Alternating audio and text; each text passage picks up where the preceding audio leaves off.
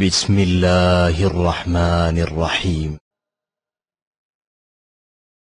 لا الہ الا اللہ محمد رسول اللہ۔ عام طور پر ایک حدیث پیش کی جاتی ہے کہ نبی علیہ السلام کھانے کے بعد میٹھا کھایا کرتے تھے، لہذا کھانے کے بعد میٹھا کھانا سنت ہے۔ یہ غلط ہے میرے بھائی۔ اللہ کے نبی کو ایک وقت کا کھانا، ایک طرح کا کھانا بمشکل میسر ہوتا تھا۔ اتنے کھانے نہیں تھے کہ پہلے نمکین، پھر اس کے بعد میٹھا، پھر کولڈ ڈرنک۔ یہ ہماری خوراکیں ہیں۔ پہلے قورمہ الگ کھائیں گے، اس کے بعد چاول، مختلف قسم کی بریانیاں وہ الگ، اس کے بعد پھر اوپر سے میٹھے میں بھی آج کل مختلف قسم کے میٹھے آ گئے ہیں۔ پھر اس کے کھانے کے بعد پھر کولڈ ڈرنک، اور پھر گھر جا کے ہاضمے کی گولی۔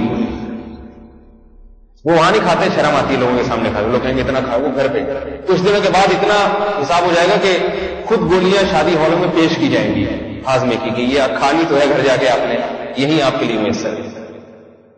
جس نبی کے ہم ماننے والے ہیں اس کو ڈبل کھانے میسر نہیں ہوتے تھے، اور اگر ہوتے بھی تو آپ علیہ السلام کی عادت نہیں تھی۔ کھانے پینے کے معاملے میں آپ علیہ السلام نے بہت ہی کم درجے پر آپ علیہ السلام نے اکتفا کیا ہے۔ دنیا سے بے رغبتی تھی رسول اللہ صلی اللہ علیہ وسلم کے مزاج میں۔